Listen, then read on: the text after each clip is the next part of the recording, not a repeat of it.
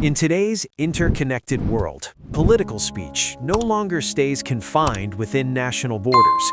A sentence spoken in one country can echo across continents within minutes, shaping perceptions, influencing communities, and altering diplomatic relationships. This reality became evident once again when remarks attributed to current United States President Donald Trump about Somalia and Somali immigrants triggered a strong international reaction. What began as domestic political rhetoric quickly transformed into a global conversation about race, respect, power, and responsibility in leadership. The remarks, as reported by multiple international media organizations, portrayed Somalia and Somali immigrants in a dismissive and degrading manner. Rather than focusing on specific policies, security frameworks, or governance challenges, the language generalized an entire nation and its people. For many listeners, especially those from African and Black communities, the comments felt familiar, echoing a long history of stereotyping and dehumanization that has often shaped political discourse about Africa and its diaspora. Somalia's response was immediate and notable. The country's defense minister publicly rejected the remarks, stating clearly that Somalia and its people would not accept being spoken about in such a manner. The statement did not rely on anger or emotional escalation. Instead, it emphasized dignity, national pride, and the importance of mutual respect between nations. In diplomatic terms, this was significant. African leaders have often faced disparaging language from global powers without direct confrontation. Somalia's decision to respond openly signaled a shift toward asserting narrative control.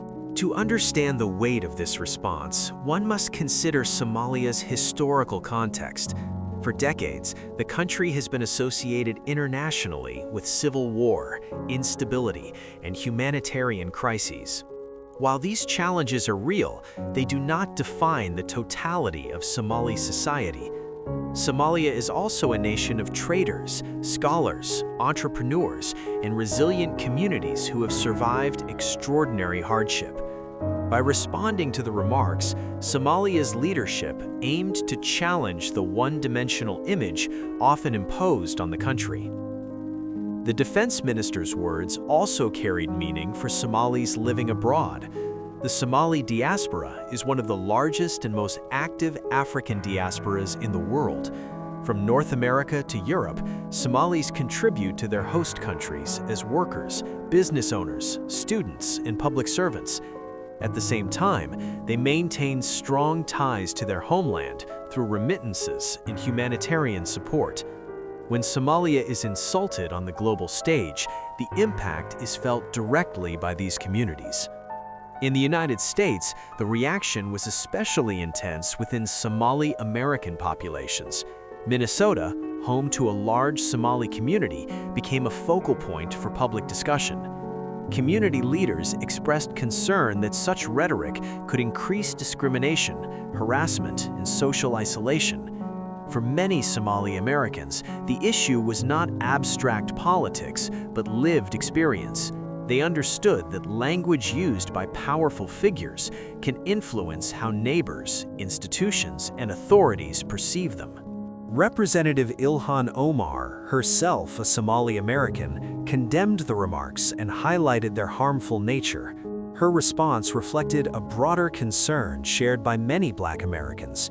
Even when comments are framed as criticism of a specific country or immigrant group, racial undertones often shape how those comments are received. For Black communities in the United States, history has shown that demeaning language frequently precedes unequal treatment. This moment also reopened broader discussions about race and political rhetoric. Throughout history, Black and African communities have often been described through narratives of deficiency rather than complexity. These narratives have justified exclusion, discrimination, and neglect. When contemporary leaders repeat similar language, intentionally or not, they tap into that historical legacy. This is why such remarks resonate far beyond their immediate political context. It is important to distinguish between legitimate policy debate and harmful rhetoric. Countries have the right to discuss immigration policies, security concerns, and international cooperation. Criticism of governments and institutions is a normal part of political life. However, when criticism shifts from specific actions to sweeping character judgments about entire populations, it loses its legitimacy. It becomes less about solving problems and more about reinforcing division. Somalia's defense minister appeared to recognize this distinction. By focusing on respect rather than retaliation, he framed Somalia as a nation seeking fair treatment rather than conflict. This approach aligns with modern diplomatic strategies, where narrative management is as important as formal agreements. In a world dominated by media cycles and social platforms, perception can be as influential as policy. The controversy also highlighted how global audiences now engage with U.S. politics. Statements made for domestic audiences are instantly scrutinized abroad. For many international observers, such remarks challenge the image of the United States as a defender of equality and human rights. This gap between stated values and political language can weaken diplomatic credibility, particularly in regions that have historically experienced unequal treatment. African leaders and intellectuals have increasingly voiced frustration with how their countries are discussed in Western discourse.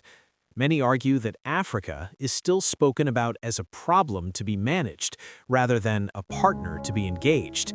The reaction from Somalia fits within this broader trend of resistance against outdated narratives. It reflects a desire for dialogue based on equality rather than hierarchy. Within Somalia itself, public reaction included frustration and disappointment. Many citizens expressed exhaustion at seeing their country reduced to stereotypes. They pointed out that while Somalia faces real challenges, it is also a place of everyday life, education, business, and cultural continuity. These realities rarely make international headlines, yet they define the lived experience of millions. The debate also raised concerns about the relationship between rhetoric and policy. While words do not automatically translate into laws, they shape the environment in which decisions are made. Immigration enforcement, security assessments, and social services can all be influenced by prevailing narratives. When a group is consistently portrayed as a threat or burden, it becomes easier to justify harsher treatment. African leaders and intellectuals have increasingly voiced frustration with how their countries are discussed in Western discourse. Many argue that Africa is still spoken about as a problem to be managed, rather than a partner to be engaged. The reaction from Somalia fits within this broader trend of resistance against outdated narratives. It reflects a desire for dialogue based on equality rather than hierarchy. Within Somalia itself, public reaction included frustration and disappointment. Many citizens expressed exhaustion at seeing their country reduced to stereotypes. They pointed out that while Somalia faces real challenges, it is also a place of everyday life, education, business, and cultural continuity. These realities rarely make international headlines, yet they define the lived experience of millions. The debate also raised concerns about the relationship between rhetoric and policy. While words do not automatically translate into laws, they shape the environment in which decisions are made. Immigration enforcement, security assessments, and social services can all be influenced by prevailing narratives. When a group is consistently portrayed as a threat or burden, it becomes easier to justify harsher treatment. Somali American organizations responded by emphasizing education and visibility. Rather than retreating, many leaders engaged with media to explain their community's contributions and challenge misconceptions. This response reflects a broader pattern seen among marginalized groups, where counter-narratives are used to resist stigmatization. Media coverage played a central role in shaping public understanding of the controversy. Some outlets focused on the shock value of the remarks, while others explored the diplomatic implications. African and international media often emphasized the issue of dignity and respect, while U.S. coverage sometimes framed the remarks within electoral strategy. These differences illustrate how perspective influences interpretation. Social media amplified every element of the story. Clips, reactions, and commentary circulated rapidly, sometimes stripped of context. This environment made measured responses like that of Somalia's defense minister stand out. In an age where outrage often dominates, restraint can itself become a powerful message. Another important dimension is the experience of layered identity. Somali Americans are often Black, Muslim, and immigrants simultaneously. Each of these identities carries its own set of social challenges. When rhetoric targets one aspect, it can affect all of them.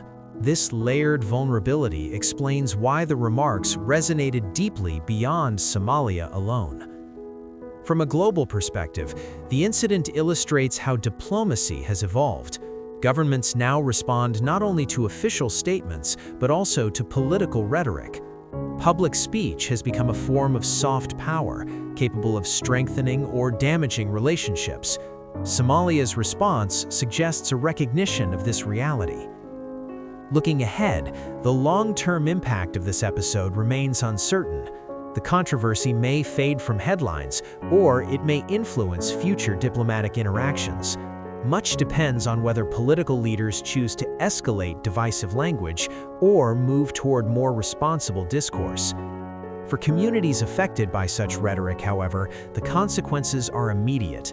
Fear, anxiety, and mistrust can persist long after media attention shifts. This is why community leaders emphasize resilience and solidarity, focusing on protecting social cohesion regardless of political developments. At its core, this situation underscores a fundamental truth: words matter. When spoken by those in power, words shape narratives, policies, and relationships. Somalia's defense minister did not simply respond to an insult, he asserted the right of his people to be described with accuracy and humanity. This moment also invites reflection from audiences worldwide. It challenges viewers to consider how they consume political speech and how easily stereotypes can be accepted when repeated by influential voices. It asks whether societies are willing to challenge dehumanizing narratives or allow them to persist. Ultimately, the significance of this episode lies not only in what was said, but in how it was answered. Somalia's response demonstrated that dignity can be asserted without aggression, and that silence is no longer the default response to disrespect. In a global environment where political speech often rewards provocation, this choice carries weight.